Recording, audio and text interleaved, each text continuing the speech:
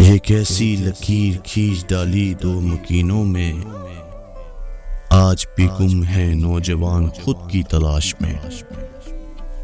काश के ना की होती अंधी तकलीद अपने बड़ों की, तो ना होते आज हम इस अनदेखी गुलामी में।